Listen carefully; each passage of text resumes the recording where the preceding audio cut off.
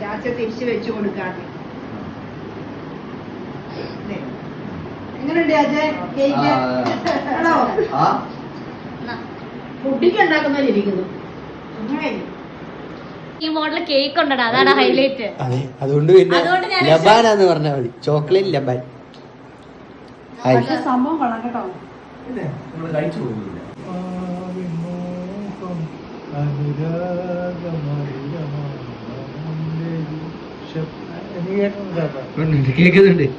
കേൾക്കുന്നുണ്ട്. മമ്മൂട്ടി നാടകത്തിലൊക്കെ അഭിനയിക്കുകയും സിനിമയിലൊക്കെ അഭിനയിക്കാൻ ചെന്നപ്പം ഓരോരുത്തരൊക്കെ കളിയാക്കി.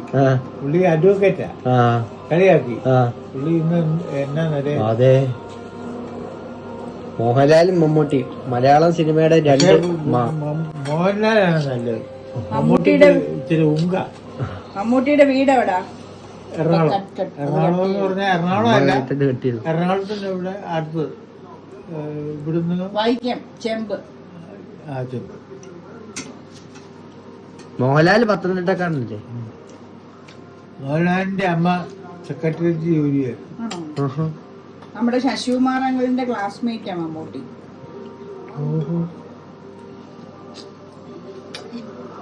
ശശികുമാർ അങ്കിൾ എനിക്കറിയത്തില്ല.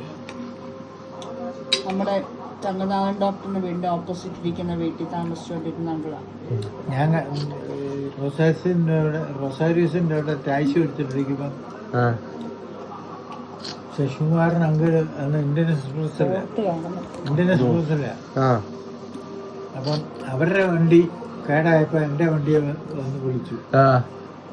ഇന്ത്യൻ എക്സ്പ്രസിന്റെ മധുരയിൽ നിന്ന് അടൂര് വരും. അടൂരിൽ നിന്ന് പേപ്പർ എടുത്ത് നമ്മള് കോട്ടയത്തും വൈക്കത്തും ആലുവായി വരെ കൊണ്ടുപോകണം. ഞാൻ കൊച്ചപ്പന്റെ വാൻ ഓടിക്കുക, ഓടിയിലെ കൊച്ചപ്പന്റെ വാൻ ഓടിക്കുക. ഞാൻ പന്ന ഡ്രൈവറൊന്നും അല്ല, നല്ല ചാച്ചി ഇടുക്കി ഡാമിന്റെ പണിക്ക് വേണ്ടി ലോറി വിളിച്ചു പോയിട്ടുള്ളത്. അയ്യോ, അതൊന്ന് പറഞ്ഞു ആ ചരിത്രം, ഇടുക്കി ഡാമിന്റെ ചരിത്രം.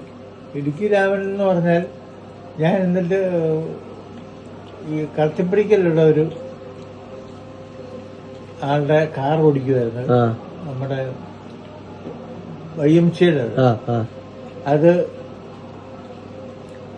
പണിയാൻ വേണ്ടിയിട്ട് ഒത്തിരി കാശ് മുടക്കി പണിത ഒരു വർക്ക്ഷോപ്പിലെ രാമവരം മേശ്രി, ആ വർക്ക്ഷോപ്പുകാരനാണ് ആ വണ്ടിയുടെ ഉടമസ്ഥൻ. ശരിക്കും പറഞ്ഞ ജോണിയെ അവിടെ ജോലിക്ക് എടുത്ത്. ജോർജ് ആൻഡ് ജോർജ് കമ്പനിയിലെ പഴയ ഒരു ഓട്ടക്കാരനായിരുന്നു ഈ ജോണി, കത്തിപ്പിടിക്കാരൻ. അപ്പം മേശ്രി വൈകുന്നേരം വന്നിച്ചും ചായ കുടിക്കാൻ റൊസാരിയസ് വരുമ്പോൾ എന്നോട് ചോദിക്കും കാശ് വല്ലതും ഉണ്ടോ എന്ന് ചോദിക്കും. കാരണം പണിതേന്റെ എല്ലാം, വണ്ടി പണിതേന്റെ എല്ലാം കാശ്. എന്നിട്ട് ആ കാശ് മേശ്രി മേടിച്ചിട്ട് പോകും. അന്ന് 50 രൂപ ഓടിയാലും അതൊരു വലിയ ഓട്ടാണ്. ഞാൻ 100 രൂപ ദിവസം. എന്നിട്ട് അങ്ങനെ ഇരിക്കുമ്പം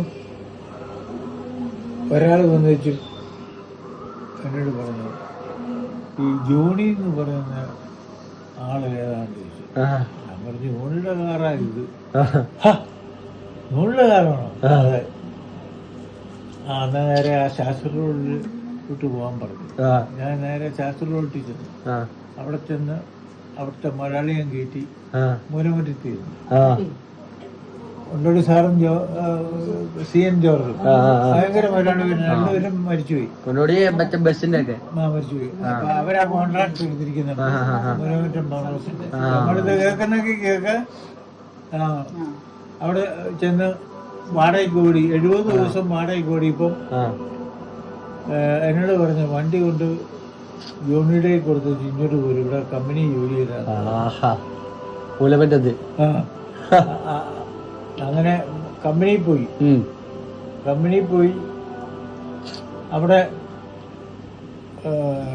കുറേ ഓടിക്കഴിഞ്ഞപ്പോഴത്തേനും മലയാളിമാർ പറഞ്ഞ് പിന്നെ എൻ്റെ കാറിലോട്ട് വിട്ടേക്കാൻ പറഞ്ഞു.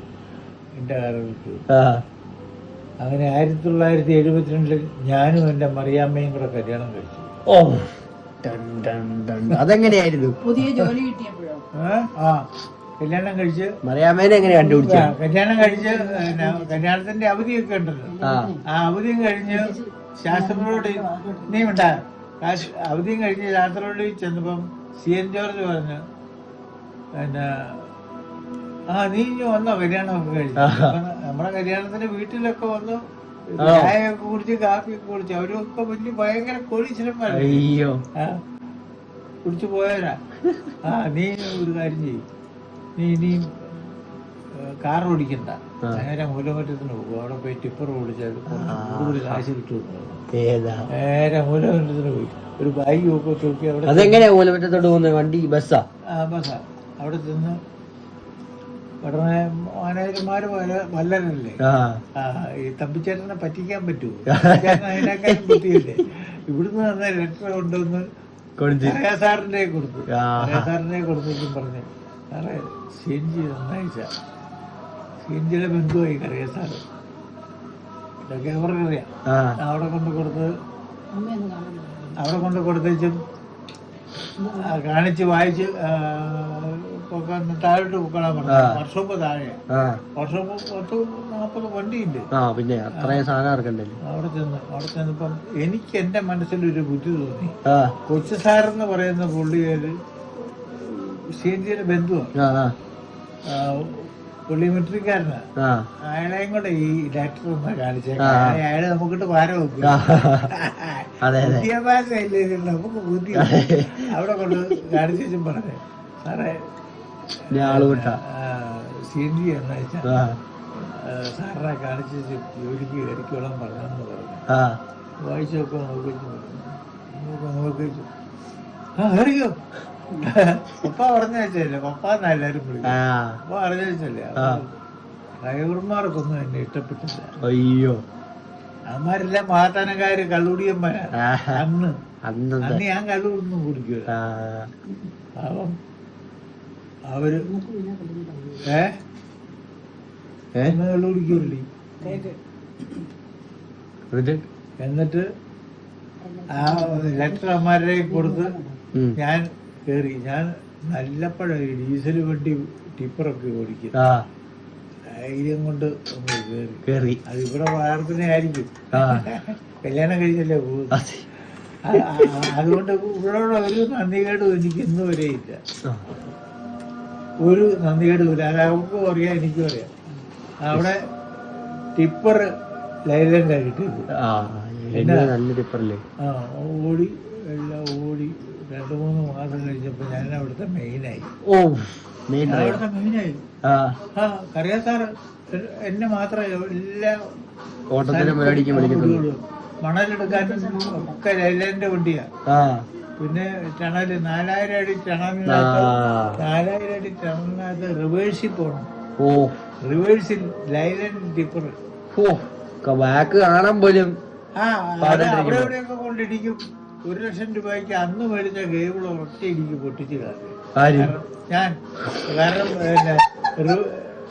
വണ്ടി അവിടെ ലൈലാൻഡ് തിരിച്ചപ്പോ അതെ കൊണ്ട് ഇടിച്ച് പോയി. അതെന്റെ കുറ്റാണോ? കൊച്ചു സാറ് വന്ന് എന്നോട് ചോദിച്ചു, ആരാ കേബിള് പൊട്ടിച്ചെന്ന് പറഞ്ഞു. സാറേ ഞാനാന്ന് പറഞ്ഞു. ഒന്നും മിണ്ടിയില്ല. സത്യം പറഞ്ഞോണ്ടാ സത്യം പറഞ്ഞു. കാരണം വെച്ചാൽ ലൈലൻഡില്ലേ, അത് തിരിക്കണമെങ്കിൽ ചിലപ്പോ ബുദ്ധിമുട്ടൊക്കെ ഉണ്ട്. ഫർഗോയാണെങ്കിൽ പെട്ടെന്ന് അവിടെ ഇട്ട് തിരിക്കാം. ഫർഗോയും 2 ലൈലൻഡ് 2 ഫർഗോയും 4 ബെഡ്ഫോർഡും ഉണ്ട്. നീളമുള്ള വണ്ടി ഏതായിരുന്നു? ഭയങ്കര നീളമുള്ള അവിടെയൊക്കെ ഞാൻ പോയി രക്ഷപ്പെട്ടു. ചരിത്രം സൃഷ്ടിച്ച ഡാമിന്റെ പുറകിൽ മെയിൻ ആയിരുന്നു ഞാൻ. നിങ്ങള് വിചാരിക്കുന്ന ഡ്രൈവർ അല്ല, ഡിപ്പാർട്ട്മെന്റിലും ഗ്രേഡ് 1 അല്ലേ? ഭയങ്കര ഗ്രേഡ് എനിക്ക് കിട്ടി. ഗ്രേഡ് എന്ന് ഉദ്ദേശിക്കുന്നത് ഫസ്റ്റ് ഗ്രേഡ് ഡ്രൈവർ ആയിരുന്നു. അഗ്രികൾച്ചർ ആയിരുന്നു. ചെല്ലുന്ന സ്ഥലത്തെല്ലാം ഞാൻ മെയിൻ ആയിരുന്നു. മനോരമയിൽ ചെന്നപ്പോ എൻ്റെ ഓരോ കഴിവും കണ്ടുകൊണ്ട് പുള്ളി ഓരോന്നും നമുക്ക് പറയാം.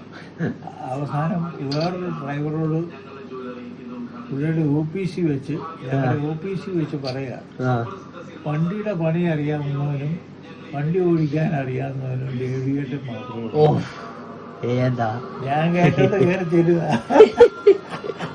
പ്ലസ് ഓറ എന്നാന്നറിയോ, ഈ മനോരമയിൽ ഇരിക്കുന്ന ഡ്രൈവർമാർക്കൊന്നും വണ്ടിയുടെ പണി അറിയാം, പറഞ്ഞു കൊടുക്കണം ഇന്ന ഇന്ന പണിയൊക്കെയാണ് ഉണ്ടെന്ന്. ഞാനത് വർക്ക്ഷോപ്പിൽ ചെന്ന് ചോദിച്ചു മനസ്സിലാക്കും എങ്ങനെയുണ്ട്. അതെ, പണി നടക്കുമ്പോ ചാച്ചി അത് കണ്ടു മനസ്സിലാക്കും. പിന്നെ മൂലമറ്റത്ത് ഞാൻ ജനിച്ചു കഴിഞ്ഞുള്ള കഥ പറ. മൂലമറ്റത്ത് ഇവിടെ ജനിച്ചു കഴിഞ്ഞ് ഞങ്ങളൊക്കെ കൊണ്ടുപോവുക.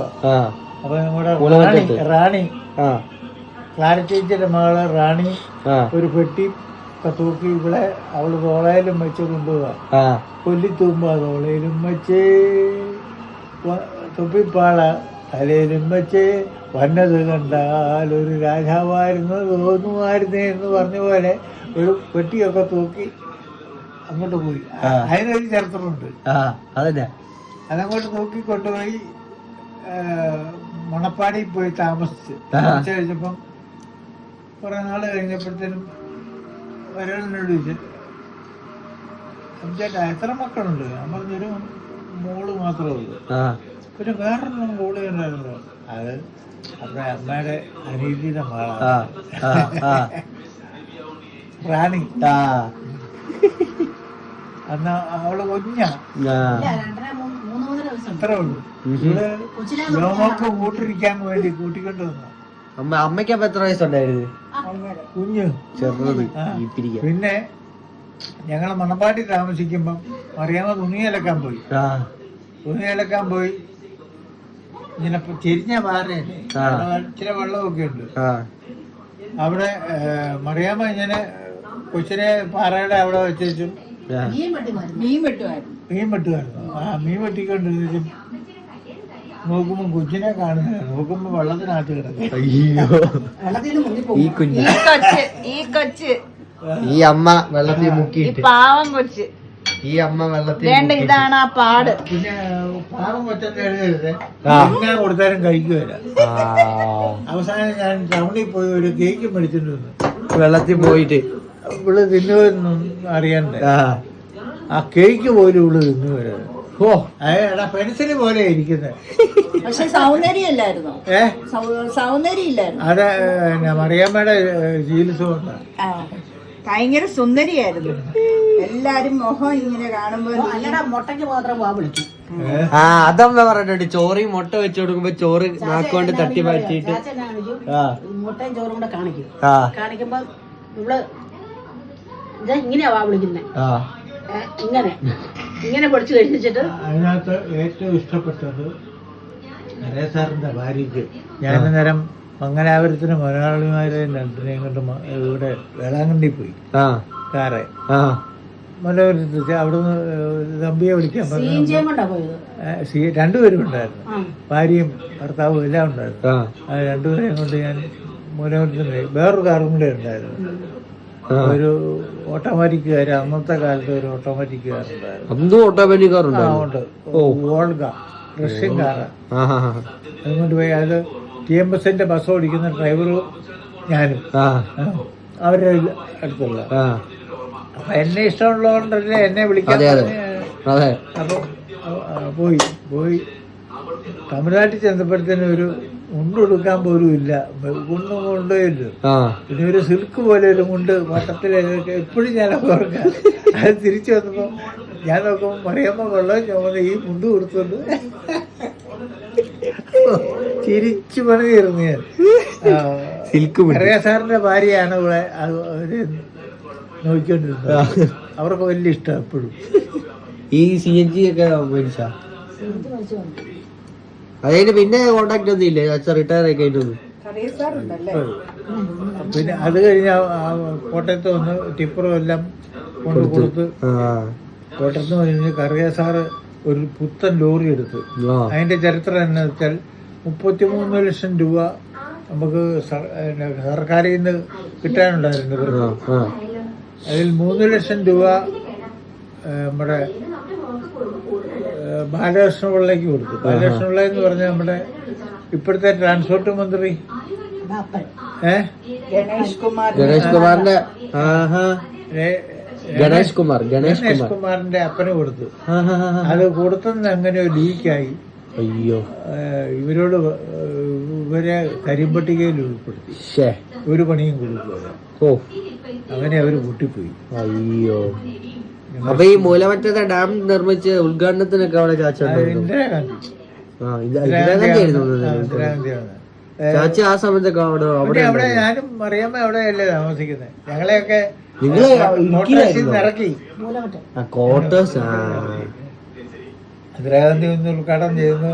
നമ്മുടെ വർക്ക്ഷോപ്പ് ഞാനുണ്ട്. ഓ, ഇന്ദിരാഗാന്ധിയുടെ അടുത്ത് വർക്ക്ഷോപ്പിന്റെ നേരെ വാതിക്കല ഒരു ഉദ്ഘാടനം ചെയ്തത്. ഇന്ദിരാഗാന്ധി കൂടെ കാണാൻ മേലായിരുന്നു. കണ്ടു. വർക്ക്ഷോപ്പിൽ നിന്ന് എല്ലാവരെയും ഇറക്കി. ഓ, കാണിക്കാൻ. അയ്യോ, ഭയങ്കര മറ്റേ തോക്കൊക്കെ പിടിച്ച ആൾക്കാരൊക്കെ ഉണ്ടായിരുന്നു. ഫോട്ടോയോ ഒന്നും ഇല്ലായിരുന്നല്ലോ. ഞാനും കണ്ടോ ഇന്ദിരാഗാന്ധിയെ? കണ്ടോ? നീയും കണ്ടു. 1.5 വയസ്സുള്ള അമ്മ ഉണ്ട്. നമ്മുടെ വർക്ക്ഷോപ്പിൽ മൂലമറ്റത്ത് പവർ ഹൗസിന്റെ പണിയല്ലേ? പവർ ഹൗസ് ഒക്കെ പോയി കണ്ടിട്ടുണ്ട്. അന്ന് ഈ വീടില്ലായിരുന്നോ? ഈ വീടില്ലായിരുന്നോ? ഇത് ഞാൻ 2 പഠിച്ചപ്പോ വെച്ച വീട്. അപ്പൊ നിങ്ങൾ എവിടെയാ താമസിച്ചോണ്ടിരുന്നത്? തറവാട്ടി. തറവാടുണ്ടായിരുന്നല്ലോ. ശരിയാ. അടിപൊളിയായിരുന്നു. അപ്പൊ കല്യാണം കഴിച്ച ചാച്ച വിളിച്ചുകൊണ്ട് വന്ന തറവാട്ടിലോട്ട്. പിന്നെ തറവാട്ടിലോട്ടല്ലോ ആദ്യം കൊണ്ടുവരുന്നത്. അപ്പൊ അത് കഴിഞ്ഞ് ചാച്ചയും മേമയും കൂടെ വെച്ച വീടാണിത്. അതായത് ചാച്ച കോൺട്രാക്ടറുടെ മരുമോനും മകനും ഒക്കെ വന്ന് കല്യാണത്തിന്. അവര് ചോറുണ്ടില്ല. എന്നാന്നറിയോ? പുള്ളി ഹൈ ലെവൽ ഉദ്യോഗസ്ഥനാണ്, നേവിയിലെ ക്യാപ്റ്റനായിരുന്നു. നമ്മള് അമ്മച്ചി വീടിന്റെ വാതിക്കലിൽ ഒരു പന്തലൊക്കെ ഇട്ട് ചോറും ഒക്കെ കൊടുത്ത് എല്ലാവർക്കും ചോറും ഒക്കെ കൊടുത്ത് അവര് കഴിച്ചില്ല. അവര് കഴിക്കാൻ പറ്റത്തില്ല. കാരണം അവർ ഹൈ ലെവൽ കഴിച്ചില്ല. അത് വേണ്ടെന്ന് പറഞ്ഞ് അവരൊന്ന് പോയി. അയ്യോ, അന്ന് CNG വൈകുന്നേരം വൈകിട്ട് അതൊക്കെ ഓർമ്മയുണ്ട്. എന്നിട്ട് നമ്മള് പോകുമ്പോഴും ചായയും കൊടുത്തു. പോകുമ്പോഴും ചായയും കൊടുത്തു. അന്നൊക്കെ ഊണായിരുന്നല്ലേ? ഊണായിരുന്നു. ഒരു കൊച്ചു പന്തലിട്ട് 500 രൂപയുടെ മുടക്കമുള്ളൂ. പള്ളി കഴിഞ്ഞിട്ട് ഫുഡ് ഇവിടെ അതങ്ങനെയാ പണ്ടെല്ലാം. പള്ളി 500 രൂപയുടെ മുടക്കമുള്ളൂ ഈ സദ്യയൊക്കെ നടത്തിയതിന്. 300 പേർക്ക്, 300 എത്ര 150 പേര് കാണും. അപ്പൊ നമ്മുടെ വീട്ടുകാരൊക്കെ പലയും തോന്നി. അയ്യോ, ഏത് പള്ളിയിലായിരുന്നു അപ്പൊ കല്യാണം? മീൻ കറി, പോത്തിറച്ചി എല്ലാം അന്ന് ഓഡിറ്റോറിയം അങ്ങനെ പരിപാടി ഒന്നുമില്ല. എല്ലാവരും വീട്ടുമുറ്റത്ത്. ഓഡിറ്റോറിയം ആർക്കും ഇല്ല. വ്യാഴാഴ്ച പന്തലിട്ട് മീനും പറ്റിച്ചു കിട്ടും. പന്തലിന് ഇത് നാട്ടും, തൂണ് നാട്ടും. കല്യാണം ഞായറാഴ്ച അടക്കി ശനിയാഴ്ച പന്തല് തീരും. ഞാൻ ഒരു ദിവസം പറഞ്ഞു തരാം. വ്യക്തമായിട്ട് പറയണം. ഈ നാടൻ പരിപാടികളെല്ലാം പറഞ്ഞുതരാം. അതൊക്കെ നിങ്ങൾ മനസ്സിലാക്കണം. പിന്നെ എല്ലാരും കേൾക്കേണ്ട സാധനം അതൊക്കെ. ജോമോള് ഒരു ആഹാരവും കഴിക്കുവരാ. കേക്കും പഠിച്ചോണ്ട് വന്നിട്ട് അതും തിന്നു വരാം. ഒറ്റ അടി വെച്ചു കൊടുത്തേ. അത് ഏത്തപ്പഴം കഴിക്കാഞ്ഞിട്ടല്ലേ? കീറ്റെന്ന് പറഞ്ഞാൽ എന്നാ കീറ്റാന്ന് പറയുന്നത്. ഇഷ്ടമുള്ളത് ഗോതമ്പ്. ഇപ്പുറത്തെ തോമസേട്ടനും ഭാര്യയും ജോയിയും പെണ്ണിന്റെ വരുന്ന ചാച്ച അപ്പൊ ഈ വണ്ടി ഓടിയും പരിപാടിയൊക്കെ നിർത്തി എന്നാ? എവിടെ? ഈ പ്രൈവറ്റോ? അല്ല എല്ലാം മൊത്തത്തിൽ പ്രൈവറ്റ് അല്ലേ? പ്രൈവറ്റ് അത് പറഞ്ഞുതരാം. എന്നിട്ട് മൂലമറ്റത്ത് നിന്ന് കഴിഞ്ഞാൽ കളക്ടറിനോട് ടാക്സി ഓടിക്കായിരുന്നു. ടാക്സി ഈ മൂലമറ്റത്ത് വന്നിട്ടാണോ ഇപ്പൊ വീട് ഈ വീട് വെച്ചത്? അന്ന് 2ാം ബർത്ത്ഡേക്ക് 2ാമത്തെ വയസ്സിന് ചന്ദൻ എന്ന് പറഞ്ഞ അതിന്റെ ഭാര്യന്റെ അപ്പുറത്ത് താമസിച്ചോണ്ടിരുന്നത്. ഒരു വീട്ടിൽ 2 കൂട്ടരാ ഇങ്ങനെ കെട്ടി ഡിവൈഡ് ചെയ്തു. അന്ന് ഇവിടെ പിറന്നാളാന്ന് പറഞ്ഞു കഴിഞ്ഞപ്പോ അവര് ഭയങ്കര ആഘോഷമായിട്ട് പായസമൊക്കെ വെച്ച് ഊണുമൊക്കെ വെച്ച് പിറന്നാൾ ഘോഷിച്ചു. അവരെവിടെയാന്ന് പോലും വർത്താ. ഇന്നാണെങ്കിൽ നമ്മുടെ ഫോൺ നമ്പരും എല്ലാം എടുത്തു വെക്കും. അത് നമുക്കൊന്നും അറിയത്തില്ലല്ലോ. അതെ. എന്നിട്ട് ഞാൻ എവിടെയാ തുടങ്ങുന്നത്? മറ്റേ മൂലമറ്റത്തുനിന്ന് വരുന്നത്. മൂലമറ്റത്ത് നിന്ന് വന്നു കഴിഞ്ഞ് പിന്നെ ടാക്സി ഓടിച്ചു. ആ പ്രൈവറ്റ് അല്ല, കാനറ ബാങ്കിന്റെ മാനേജറുടെ വണ്ടി ഓടിച്ചു. 175 രൂപ ശമ്പളം. ആ മാസം. ഇപ്പോഴത്തെ എത്ര രൂപ വേണം? അന്ന് നമ്മള് മാസം ശമ്പളം കിട്ടുമ്പോ അരിയൊക്കെ മേടിച്ചു കൊടുത്ത് കൂട്ടി കൊടുക്കും. കറക്റ്റ് അല്ലേ? അതെ അതെ 10 രൂപ കൊടുക്കുക. ഓ അവർ രണ്ടുപേർക്കും ജോലി ഉണ്ടായിരുന്നു. ബേളി മമ്മി വെറ്റിനറി ഡോക്ടർ ആയിരുന്നു. ഞങ്ങള് വെറ്റിനറി ഇൻസ്പെക്ടർ. ഗവൺമെന്റിന്റെ 44,000 രൂപ പെൻഷൻ. അതാ ഞാൻ വിചാരിക്കുകയും ചെയ്തു. അതിന് അത്രയും പെൻഷൻ. അപ്പച്ചൻ പറഞ്ഞു ഇതൊക്കെ കിട്ടുമോന്ന് ചോദിച്ചു. ഞാൻ പറഞ്ഞു നോക്കാം. എൻ്റെ നമ്മളെ PSCയുടെ ആ ലോറി ഓടിച്ചോണ്ടിരുന്നപ്പോഴത്തേനും ഇവിടെ ഇത് വന്നു. ആദ്യം ട്രാൻസ്പോർട്ടിലേക്ക് ഒരു ആപ്ലിക്കേഷൻ വന്നു. അത് ആരോ മുക്കി. Transport KSRTC bus. അത് ആരോ മുക്കി. പക്ഷെ അതൊക്കെ ദൈവത്തിന്റെ ഓരോ കളികൾ കിട്ടാൻ നന്നായി. കാരണം അത് കഴിഞ്ഞ് ഒരു മറിയാമ്മ വെറുതെ ഇരിക്കുമോ? അവള് വരുന്ന പോസ്റ്റ് ഓഫീസിൽ നിന്ന് വരുന്നവരോടെല്ലാം വിവരം പറഞ്ഞ് എനിക്ക് വരുന്ന മെമ്മോ മറിയാമ്മ കൈപ്പറ്റി പിന്നെ എനിക്ക് കൊണ്ടുതരും. അല്ല, അതിന്റെ കാരണം എന്നാ അറിയാവോ? ചാച്ച ജോയിൻ ചെയ്തില്ലല്ലോ. അപ്പൊ ലെറ്റർ വരില്ലോ, നിങ്ങളെന്നാ കാരണം കാണിക്കാൻ പറഞ്ഞത്. ആ ലെറ്റർ എന്റെ കയ്യിൽ കിട്ടി. ഓ മറ്റേ ട്രാൻസ്പോർട്ടിന്റെ. എന്നിട്ട് പിന്നെ ഇത് കേക്ക്, ഹെൽത്ത് ഡിപ്പാർട്ട്മെന്റിലേക്ക് 2 ആപ്ലിക്കേഷൻ വന്നു. ഹെൽത്തിനപ്പം ഹെൽത്ത് ഡ്രൈവറായിട്ട്. അതെനിക്ക് വേണ്ടെന്ന് വെച്ചു. പിന്നെ ഒരെണ്ണം വന്ന് സോയിൽ കൺസർവേഷൻ. നമ്മുടെ എൻസിപ്പിള്ള സാറ് എന്റെ ഓഫീസർ അവിടെ ചെന്ന് ചോദിച്ചോടനെ പറഞ്ഞു വേഗം വിട്ടു, കട്ടപ്പനയ്ക്ക് വിട്ടോളാൻ പറഞ്ഞു. കട്ടപ്പനയ്ക്ക് പോയി അവിടെ പോയി ചാർജ് ചെയ്തു. ആദ്യം കിട്ടുന്ന ശമ്പളം 1981 എനിക്ക് 300 രൂപ. 4 പിള്ളേരും ഉണ്ട്. ഇത്രയും നാളായിട്ട് കിട്ടിയതിൽ വെച്ച് ഏറ്റവും 4 പിള്ളേരും ഉണ്ട്. മൂലമറ്റത്ത് ജോലി ചെയ്യുമ്പോൾ ടിപ്പറൊക്കെ ഓടിക്കുമ്പോൾ ഒരു മാസം 1000 രൂപ കിട്ടും. ഓ അത് അത്രയും പിന്നെ.